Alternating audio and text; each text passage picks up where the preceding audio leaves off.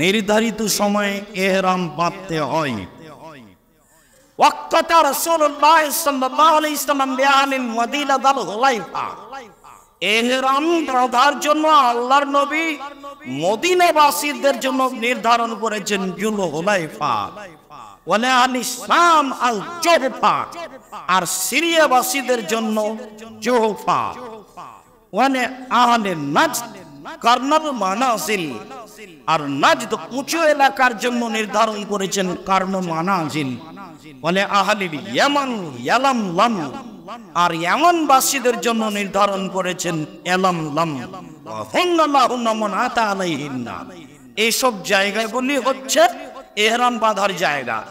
সারা পৃথিবীর মানুষ যারা এই পথ দিয়ে আসবে তারা সেখানে ইহরাম বাঁধবে। আলাতা আয়েশা রাদিয়াল্লাহু তাআলা আনহা বলেন, বলে আহলিল ইরাক যাত ইরকিন, আর ইরাকবাসীর জন্য যাত ইরক, এইখানে তারা ইহরাম বাঁধে। উল্লেখ যে জুলহুলাইফা মক্কা থেকে 450 কিলোমিটার দূরে, জুহফা মক্কা থেকে 183 কিলোমিটার দূরে,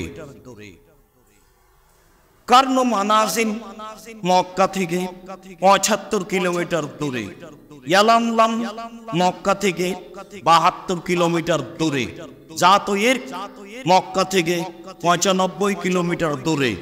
এগুলো ইহরাম বাঁধার জায়গা।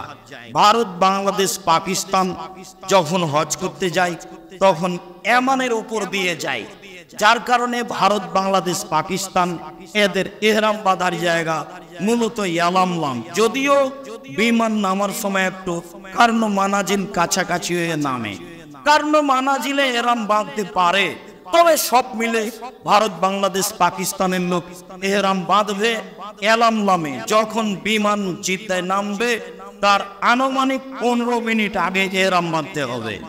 যারা ঢাকা হাজি ক্যাম্পে ইহরাম বাঁধছে তারা বিদাতি, এমন কবুল হবে না। কেননা রাসূল সাল্লাল্লাহু আলাইহি ওয়াসাল্লাম যেখানে ইহরাম বাঁধতে বলেছেন সেখানেই ইহরাম বাঁধতে হবে। আল ওয়াজিবাত, হজের জন্য যেগুলো জরুরি তার একটা হচ্ছে নির্ধারিত স্থানে ইহরাম বাঁধা। ইহরাম বাঁধা কি জিনিস? কোনো কিছুকে বাঁধা? জি না। যখন নির্ধারিত স্থানে মিকাতে যাবে, ইয়ালামলামে যখন বিমান নামতে যাবে, বৈমানিকের পক্ষ থেকে বিমান মালারা বলে ইহরাম ইহরাম ইহরাম। অনেক সময় মাটি নিয়ে ঘুরে। কেন? ইহরাম বাঁধলে ওযু করতে হবে, গোসল করতে হবে, তবে সালাত আদায় করতে হবে না। সালাত নেই, আছে ওযু, আছে গোসল। ওযু গোসল করে কাপড় পরে, যেই কাপড়ে সেলাই করা আছে সেই কাপড় পরতে পাবে না। যেটা বেল্ট কোমরে বাঁধছে এটাও না বাঁধাই ভালো। সাদা 2টা কাপড় থাকবে, গোসল করলে পরিবর্তন করতে পারবে, যেগুলো ইহরামের পোশাক। ইহরামের পোশাক ঢাকা হাজি ক্যাম্পে পরতে পারে। যখন বিমান নামবে 15 মিনিট পূর্বেই বলবে লাব্বাইক উমরাতান, আমি উমরার জন্য উপস্থিত। লাব্বাইক আল্লাহুম্মা লাব্বাইক, লাব্বাইক লা শারীকা লাকা লাব্বাইক, ইন্নাল হামদা ওয়া নি'মাতা লাকা ওয়াল মুলক লা শারীকা লাক।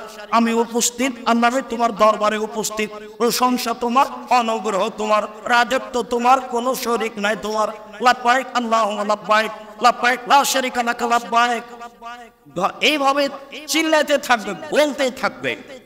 খাল্লাদ ইবনে সাহেব রাদিয়াল্লাহু তাআলা আনহু তার পিতার মধ্যস্থতায় বলেন, রাসূল সাল্লাল্লাহু আলাইহি ওয়াসাল্লাম বলেছেন, জানি জিবরাইল আমার কাছে আসলেন, ও আমার রানী, আমাকে আদেশ করলেন আন আমরা আসহাবি আইয়ারফা আসওয়াতাহুম বিল ইহলাল ওয়াত তালবিয়া। আমাকে জিবরাইল আদেশ করলেন আমি আমার সাহাবীদেরকে বলে দেব জোরে তারা ইহরাম বাঁধবে এবং তালবিয়া পড়বে, বলবে লাব্বাইক উমরাতান, আমি উমরার জন্য উপস্থিত। যখন বিমান জিদ্দায় নামতে যাবে এরকম সময়ে বলতে হবে লাব্বাইক আল্লাহুম্মা লাব্বাইক, লাব্বাইক লা শারীকা লাকা লাব্বাইক, ইন্নাল হামদা ওয়া নি'মাতা লাকা ওয়াল মুলক লা শারীকা লাক। এই যে শুরু হলো, যতক্ষণ পর্যন্ত উমরার জন্য হারামে পাথর আপনার তওয়াফের জন্য না যাচ্ছে ততক্ষণ পর্যন্ত চলতে থাকবে। সাল ইবনে সাদ রাদিয়াল্লাহু তাআলা আনহু বলেন, রাসূল সাল্লাল্লাহু আলাইহি সাল্লাম বলেছেন, মা মিন মুসলিমিন ইউলাব্বি ইল্লা লাব্বা মান আন ইয়ামিনিহি ওয়া আন শিমালিহি মিন হাজারিন ওয়া সাজারিন ওয়া মাদারিন হাত্তা তানকাল তারজিলা হাউনা ওয়া হাউনা। যখন কোনো পুরুষ কোনো নারী হজের উদ্দেশ্যে লব্বাইক বলে, তখন তার ডানে বামে সারা পৃথিবী জুড়ে যা কিছু আছে, মানুষজন, পশু প্রাণী, কীট পতঙ্গ, সবাই তার সাথে বলতে থাকে, লব্বাইক আল্লাহুম্মা লব্বাইক, লব্বাইক লা শারিকা লাক লব্বাইক, ইন্নাল হামদা ওয়া নি'মাতা লাক ওয়াল মুলক লা শারিকা লাক। আবু হুরায়রা রাদিয়াল্লাহু তাআলা আনহু বলেন, রাসূল সাল্লাল্লাহু আলাইহি সাল্লাম বলেছেন, মা কাব্বারা মুকাব্বিরুন কাত্তু ওয়ালা আহাল্লা মুহিল্লুন কাত্তু ইল্লা ওয়াজাবাত লাহুল জান্নাহ। কেউ যখন আল্লাহু আকবার বলে, কেউ যখন লব্বাইক বলে, তখন তার জন্য জান্নাত জরুরি হয়ে যায়। আবু বকর সিদ্দিক রাদিয়াল্লাহু তাআলা আনহু বলেন, অন্য এক বর্ণনায় এসেছে, আমর ইবনে আস রাদিয়াল্লাহু তাআলা আনহু বলেন, রাসূল সাল্লাল্লাহু আলাইহি সাল্লাম বলেছেন, মান আহাল্লা মুহিল্লুন কাত্তু ইল্লা ওয়াজাবাতিশ শামসু বিজুনুবিহি। যখন কেউ লব্বাইক বলে, তখন সূর্য তার সব পাপকে নিয়ে ডুবে। হজের জন্য লব্বাইক বললে তখন আর কোনো পাপ থাকে না।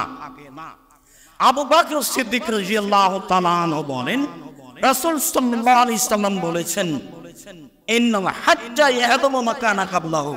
নিশ্চয় হজ অতীতের সব পাপকে মিটিয়ে দেয়। হজ তালবিয়ার ফলাফল বুঝছিলাম।